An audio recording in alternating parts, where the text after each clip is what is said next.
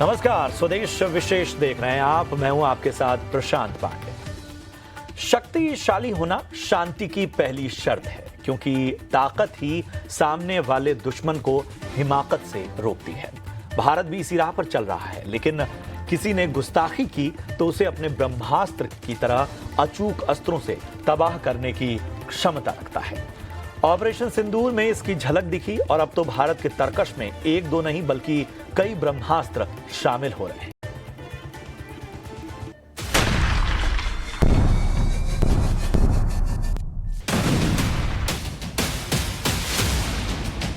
कम से कम पाकिस्तान वालों से पूछ लेना चाहिए कि ब्रह्मोस मिसाइल की ताकत क्या है।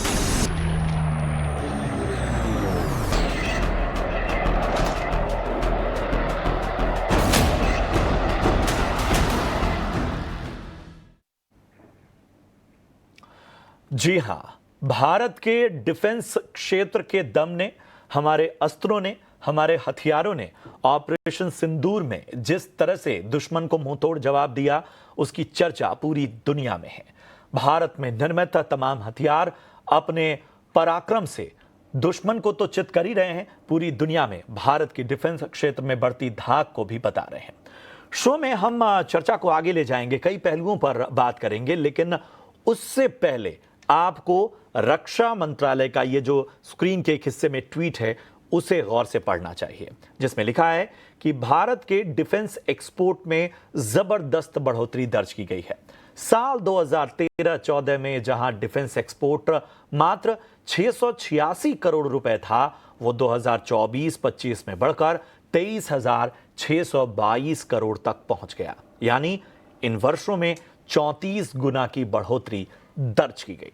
साल 2024-25 में अगर हम प्राइवेट सेक्टर में बात करें तो इसने 15,233 करोड़ रुपए का एक्सपोर्ट किया रक्षा क्षेत्र में, जबकि पीएसयूज यानी डिफेंस क्षेत्र की जो सरकारी कंपनियां हैं उन्होंने 8,390 करोड़ के आसपास निर्यात किया। खास बात यह रही कि डिफेंस पीएसयूज के एक्सपोर्ट में लगभग 43% की बढ़ोतरी दर्ज की गई और डिफेंस एक्सपोर्ट की मंजूरियों में, यानी उनके जो स्वीकार उन्हें किया गया एक्सपोर्ट में, उनमें 17% की बढ़ोतरी हुई और एक्सपोर्ट्स की संख्या में लगभग 17.5% का उछाल देखा गया। भारत अब लगभग 80 देशों को डिफेंस के उपकरण निर्यात कर रहा है, एक्सपोर्ट कर रहा है और इसका लक्ष्य 2029 तक 50,000 करोड़ के रक्षा निर्यात को हासिल करने का है। ये आंकड़े बताते हैं कि कैसे डिफेंस के क्षेत्र में भारत लगातार अपनी धाक जमा रहा है। यही नहीं, हालिया ऑपरेशन सिंदूर ने हमारी तैयारियों और हमारे अस्त्रों का दम भी दिखा दिया। आज भारत के इसी डिफेंस के दम को परखेंगे, समझेंगे कि कैसे बदल रही है डिफेंस सेक्टर की तस्वीर। नया भारत अब प्रहार के कौन कौन से अस्त्रों से दुश्मनों को दहला रहा है।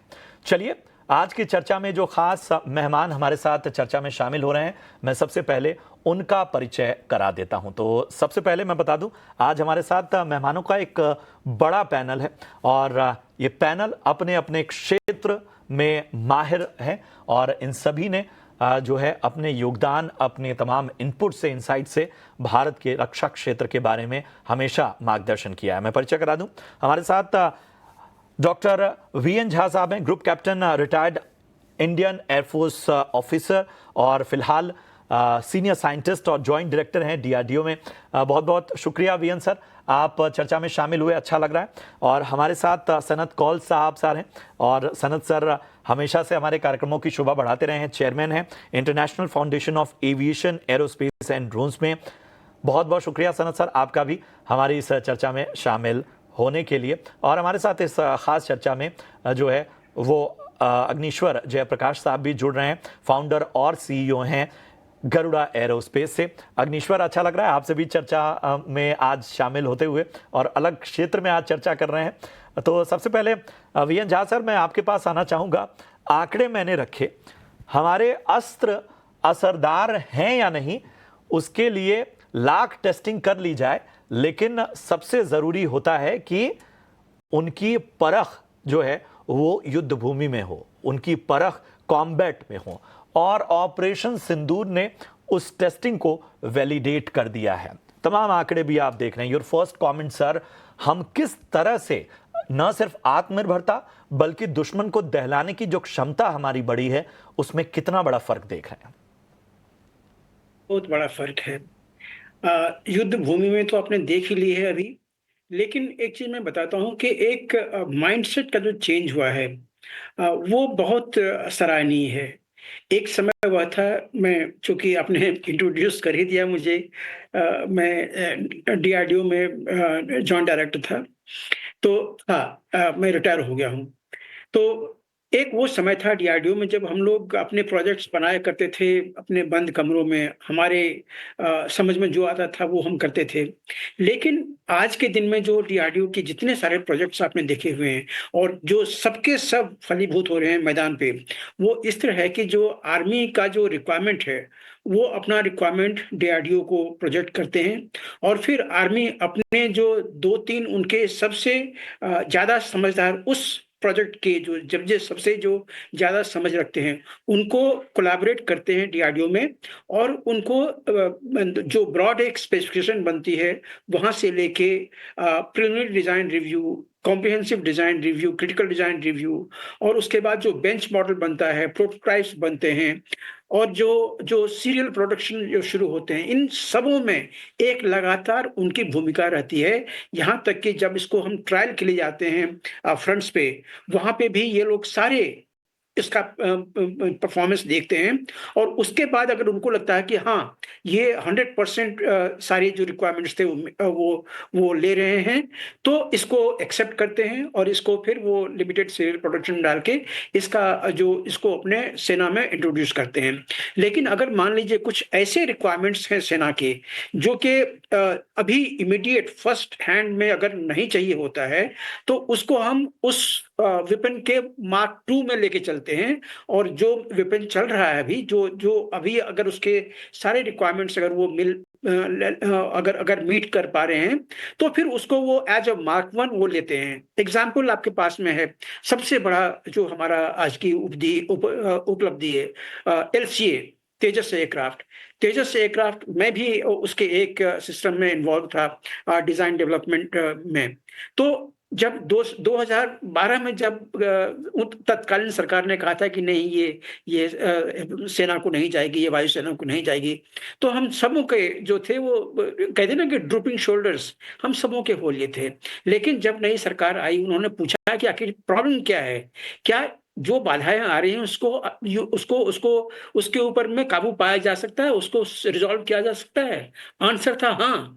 और फिर उसके बाद इस सरकार ने वो सारी बाधाएं दूर करने के लिए जो भी एक्सपर्टीज, जो भी इनको एडिशनल रिक्वायरमेंट चाहिए था, वो दिया और आप देख रहे हैं आज के दिन में LCA mark 1, LCA mark 1A ये ऑलरेडी फ्लाई कर रही है और एलसीए मार्क 2 जो है वो बहुत जल्दी आने वाली है। तो ये एक मैंने सिर्फ आपको एग्जाम्पल दिया। बिल्कुल। अब आज के दिन में जो आप देख रहे हैं कि वेपन सिस्टम में, एक वो 2013-14 को देख लीजिए, हमारे जो एक्सपोर्ट थे लगभग 1000 करोड़ थे। आज के दिन में देख लीजिए लगभग हम ऑलरेडी 35,000 करोड़ के आसपास में पहुंच चुके हैं। तो ये जो जंप देख रहे हैं, ये भी अभी बहुत कम देख रहे हैं आप। एक अगर एलसीए का स्क्वाड्रन अगर किसी ने खरीदा, तो देख लीजिए कितनी बड़ी आपकी वो जो सेल्स है वो बिक जाएगी। बिल्कुल। ब्रह्मोस आपने ले लिया है एक एग्जांपल, और जितने रेंज ऑफ जो मिसाइल्स बने हुए हैं, ये तो आपके लिए अप्रतिम एक एक रिक्वायरमेंट, एक अस्त्र है जो आपके पास में है। और आने वाले दिनों में जो जो एक्सपोर्ट बढ़ेगा वो अप्रतिम होगा, इसकी आप कल्पना भी नहीं कर वाकई। सकते। और आपने बड़ी अच्छी बात कही झा सर, आपने एक बड़ी अच्छी बात की कि ये फर्क माइंडसेट का है, हमारे एग्रेशन का है, हमारी रीजनिंग का भी है। हमने हर स्तर पर देखा कि हमें कहाँ क्रिटिकल भी होना है, हमें कहाँ सुधार की भी आवश्यकता है। और मैं थोड़ा और भी सुधारों की ओर जाऊंगा क्योंकि सर आपका तजुर्बा जो है वो रिकमेंडेशंस भी जरूरी है इस क्षेत्र में कि और क्या हो सकता है। इन सब के बीच में सनत सर, मैं आपके पास आना चाहूंगा। इस पूरे ऑपरेशन सिंदूर में जिस एक शब्द ने बार बार ध्यान खींचा वो थे ड्रोन्स। किस तरह से ये टेक्नोलॉजी आज रेलेवेंट हो गई है और बताइए कि किस कदर काम हो रहा है। बहुत बहुत शुक्रिया मुझे बुलाने के लिए। सबसे बड़ी चीज जो मैं इसमें कहना चाहता हूं, इस ऑपरेशन सिंदूर में सबसे पहले तो एक भी जवान का पैर, जो बूट्स ऑन ग्राउंड अंग्रेजी में बोलते हैं, वो बिल्कुल नहीं हुआ, सारा वायु से हुआ है।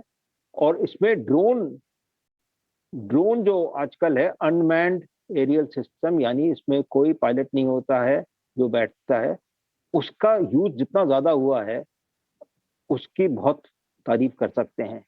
सबसे पहले तो मैं ये कहना चाहता हूं कि ये एक युद्ध जो था वो टेक्नोलॉजी डेमोन्स्ट्रेशन था इंडिया का, कि कितनी हमारी टेक्नोलॉजी इंप्रूव कर गई है, हम कहां कहां पहुंच गए हैं। ड्रोन का दोनों चीजें हैं ड्रोन में, ड्रोन का अटैक और ड्रोन से हमने जो यानी टेक्नोलॉजी से, ड्रोन तो नहीं आता उसमें, जैसे आकाश तीर का बात है कि कितना हमने उसको नॉकआउट किया, जो हमारे पास आ रहे थे, जिनको हमने जो कहलाता है डोम, यानी सबको किस तरह रोका है। ये हमारी टेक्नोलॉजी की बात है, जो उसके ऊपर हमें बहुत गर्व लेना चाहिए कि किस तरह हमने ये सबको, सारी दुनिया को दिखाया कि एक भी ड्रोन बाहर का जो आया है हिंदुस्तान के अंदर, उसको हमने, इन भारत के अंदर जो आया उसको हमने सबको रोका। तो ये इसमें एक बहुत बड़ी चीज है। इसमें तरह तरह के ड्रोन्स को हमने यूज किया, और उनके नाम मैं ले सकता हूं, जैसे कि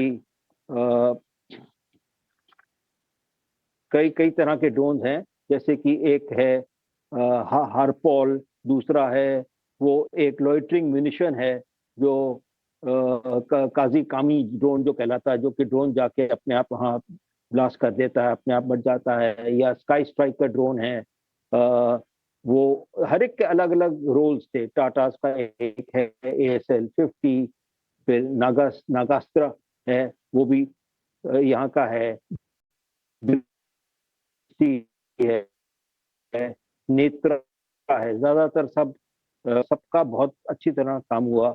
और पाकिस्तान के जो ड्रोन थे, जैसे कि एक टर्की का बैरक्तर, और एक और उनका है, जो भी थे जो आए उनको हम आपके नेटवर्क लोग। में कुछ समस्या आ रही है, हम इसे ठीक करेंगे। उसके लिए हम इस वक्त जरा अग्निश्वर आपके पास आना चाहेंगे। जरा बताइए, पूरा इकोसिस्टम डिफेंस का, खासतौर पे ड्रोन टेक्नोलॉजी का, कैसे इन्वेस्टर्स की दिलचस्पी बढ़ रही है? क्योंकि पिछली दफा जब मैं आपसे बातचीत कर रहा था तो आपने भी फंड रेज किया था, और आपने मतलब इतना एक्साइटेड थे आप इस पूरे क्षेत्र को लेकर, और तब तो ये सारी चीजें जो थी, इस तरह की स्थितियां नहीं थी। लेकिन इस टेक्नोलॉजी में, इस पूरे क्षेत्र में, हमारे डिफेंस सेक्टर में इन्वेस्टर इंटरेस्ट किस तरह से बढ़ रहा है? क्या देख रहे हैं? आपकी ऑब्जर्वेशन कैसी है? जी, थैंक यू। फर्स्ट बहुत बहुत धन्यवाद कि ये शो को इन्वाइट करने के लिए। और आप बहुत अच्छे से कहा कि ज़्यादा इंटरेस्ट हो गया ये सेक्टर में, क्योंकि ड्रोन्स हमेशा, इट वाज ऑलवेज टाउटेड कि ये नेक्स्ट बिग थिंग है। मगर अभी क्या हो गया कि ड्रोन्स अभी not future of modern warfare, but it has become present of the modern warfare. आपको लाइक मालूम है कि और ऑनरेबल प्रधानमंत्री जी ने 2021 में फर्स्ट पहला एक ड्रोन रूल्स को लिबरलाइज किया, और ड्रोन रूल्स 2021 को लॉन्च किया। और उसके बाद ऑलमोस्ट 400 स्टार्टअप्स ड्रोन्स में आ गया, और not just surviving but all of us are thriving. 2022 में प्रधानमंत्री जी ने गरुड़ा का 100 ड्रोन्स 100 गांवों में लॉन्च किया, किसान ड्रोन यात्रा। और इतना ज्यादा स्कीम्स ड्रोन्स के लिए, प्रोडक्शन लिंक इंसेंटिव स्कीम, नमो ड्रोन दीदी स्कीम, ड्रोन शक्ति स्कीम, और drone subsidy scheme, SMAM subsidy scheme, क्योंकि ये गवर्नमेंट के सपोर्ट के बिना ये 400 कंपनीज ने आज का रिजल्ट्स आप देख रहे हैं कि हमने इतना प्रोनेस बन गया, और इतना स्ट्रांग है कि इस सेक्टर में, और फॉरेन इन्वेस्टर्स भी और फॉरेन पार्टनरशिप्स भी, इतना ज्यादा कंपनी यहाँ आ रहे हैं, और मैन्युफैक्चरिंग सेटअप जॉइंट JV से एस्टेब्लिश कर रहे हैं। So all this is due to, first foremost salute to our honourable prime minister Shri Narendra Modi ji. और आपका दूसरा सवाल कि ये सेक्टर कितना हॉट हो गया, कि इन्वेस्टर्स और दलाल स्ट्रीट में भी, और फॉरेन इन्वेस्टर्स ग्लोबल मार्केट्स में भी ड्रोन्स और डिफेंस स्टार्टअप्स में ज्यादा lot more importance is been given. क्योंकि हर are three forces, army, air force और नेवी में भी ये एक बहुत अलग इनोवेशन है कि all three services are requiring the drones. ये सिर्फ आर्मी के लिए नहीं और सिर्फ एयरफोर्स के लिए नहीं, मगर all three forces, coast guard, BSF, CRPF, CISF, हर unit in terms of war is capable of utilizing these drones। और गरुड़ एरोस्पेस ने पिछले लास्ट 2 साल में ज्यादा डेमोन्स्ट्रेशन भी किया और almost 10 drones purely only for defence sector हमने बनाया, lot of it with joint partnerships भी। और हमें सर्टिफिकेशंस और प्रोडक्ट डेवलपमेंट और एनहांसमेंट्स के लिए टाटा एलेक्सी और HAL बेमेल के साथ हमने कॉन्ट्रैक्ट मैन्युफैक्चरिंग पार्टनरशिप भी डाला। ऑलमोस्ट 2 years का work is now paying dividends for both Garuda Aerospace as well as for the entire industry. बड़ी बात आपने कही कि किस तरह से जो डोमेस्टिक प्लेयर्स हैं वो, उनको भी एक तरह का कॉन्फिडेंस, उनको भी एक तरह से उनकी रफ्तार बढ़ाने में किस तरह से सरकार मदद कर रही है और सरकार कितना विजन के साथ सोच रही है। झा सर, मैं आपके पास आना चाहूंगा। हम जिन चीजों में अच्छे हैं वो तो दुनिया ने देख लिया, अब कहां सुधार होना चाहिए, आपकी रिकमेंडेशंस क्या है? देखिए, ड्रोन्स की जो भी बात कर रहे थे, सिविल एप्लीकेशंस के लिए जो है उसके रोल लगभग फिक्स्ड हैं, उसमें थोड़ी सी कमोबेश जो इम्प्रूवमेंट है होती रहेगी। लेकिन जो वॉर फ्रंट पे आप ड्रोन देख रहे हैं, हमने ड्रोन का एक्चुअल जो जो कॉम्बैट रोल है ये देखना शुरू किया था काफी पहले।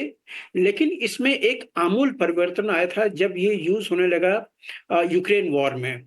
और तब से हम ये कह रहे हैं कि अगर आपने कल के दिन में एक ड्रोन देखा है जिसने ऐसा काम किया हुआ है, तो आज के दिन में जो दूसरा ड्रोन है वो उसमें एक वैल्यू एडिशन लेके जा रहा है। तो ड्रोन एक वो समय था जबकि सिर्फ वो एक वॉरहेड लेके जाता था, गिराता था या अपने आप को वहां पे ध्वस्त कर लेता था, जिसको कि कामिकाजी बोलते हैं, सुसाइडल। तो उस रोल से बहुत आगे बढ़ा है। और पहले वाला जो ड्रोन था उसको उसको हम लोग मैन्यूवर करते थे, ड्रोन को चलाते थे। आज के दिन में जो ड्रोन है उसमें चिप्स लगे हुए हैं, कोऑर्डिनेट्स फिट हैं, आप उसको शुरू कीजिए, वो वहीं जाके गिरेगा जो आपने कोऑर्डिनेट दिए हुए हैं। इसको स्वचालित नहीं किया जाता, उसको आपको मैन्यूवर नहीं करना पड़ता है। तो हो सकता है कि उसमें से एक आध कहीं रास्ते में गिर जाए, कोई टेक्निकल डिफिकल्टी है, चिपसेट में जितना प्रोग्राम है उतना ही लेके जाएगा। लेकिन ज्यादातर जब आप स्वॉर्म ऑफ ड्रोन भेजते हैं जिसमें कि 50-100 इतने जाते हैं, तो अगर मान लीजिए 10-15 उनका कहीं गिर भी गया तो बाकी सारे ड्रोन जो हैं वो निर्धारित स्थान पे जाते हैं। तो इसमें हमें डिफेंस सर्विसेज को कॉम्प्लेसेंट नहीं होना है, क्योंकि हमारा एक डीआरडीओ के सिस्टम था D4। वो D4 ने ड्रोन को काफी नुकसान पहुंचाया हुआ है। जो अभी स्वॉर्म जो आए हुए हैं इसको काफी नुकसान पहुंचाया हुआ है। लेकिन याद रहे, इसमें अगर आप जैम करना चाहते हैं ड्रोन को, तो वो ड्रोन जिसमें चिप सेट दिया हुआ है, कोऑर्डिनेट फीड किया हुआ है, उसको आप जैम नहीं कर सकते हैं। वो वहीं जाके गिरेगा जहां इसको गिरना है। दूसरा कि ड्रोन आज के दिन में जो है, एक तो जो हमने कहा कि उसमें चिपसेट डाल के आपने भेजा हुआ है। एक TB2 जो ड्रोन था इसका टर्की का, इसने अजरबैजान को दिया था, जिसने तबाही मचा दी थी नागोर्नो कराबाख के ऊपर में। उसने इतने सारे टैंक को बर्बाद किए थे आर्मेनिया के कि आप उसका वर्णन नहीं कर सकते हैं। ये पूरे इतिहास में एकदम एक न्यू राइटिंग दिया था उसने। तो तभी से सारे देश ने ये अपने आप को संभाला कि उनका टैंक तब तक सुरक्षित नहीं है जब तक कि उनका एयर स्पेस सुरक्षित नहीं होगा।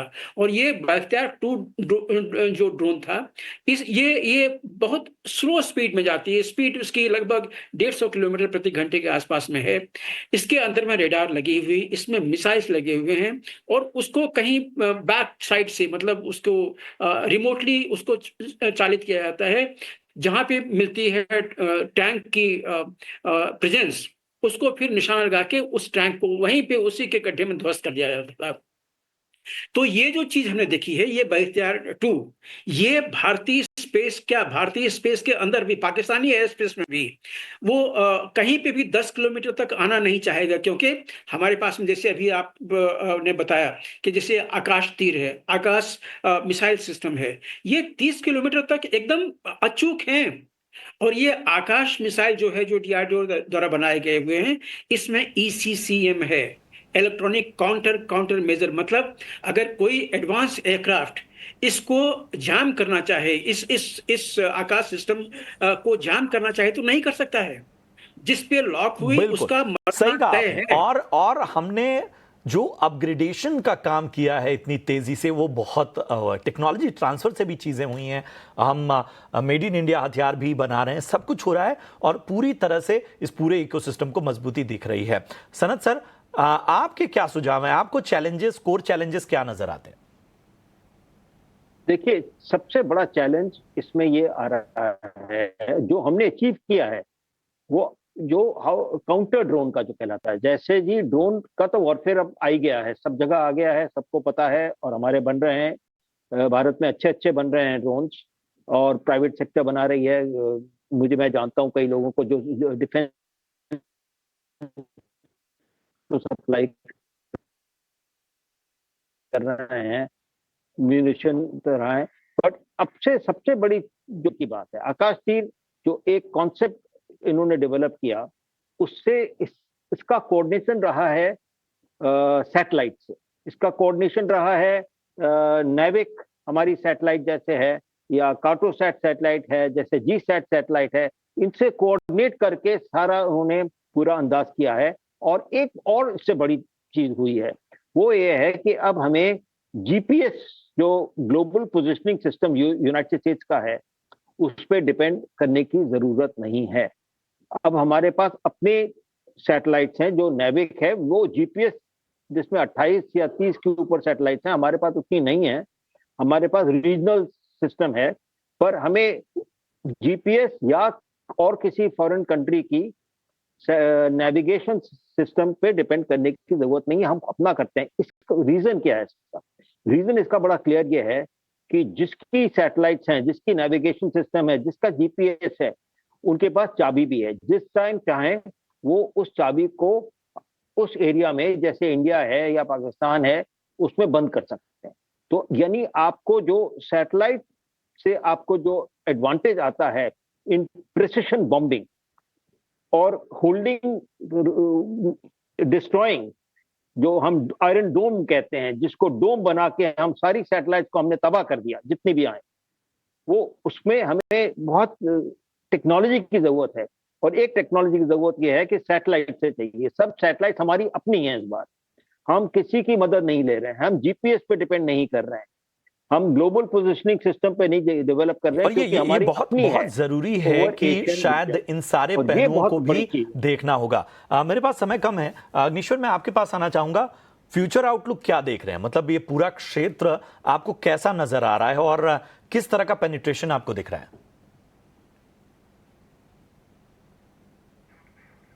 अग्निश्वर, अपने आप को अनम्यूट कर लें सर।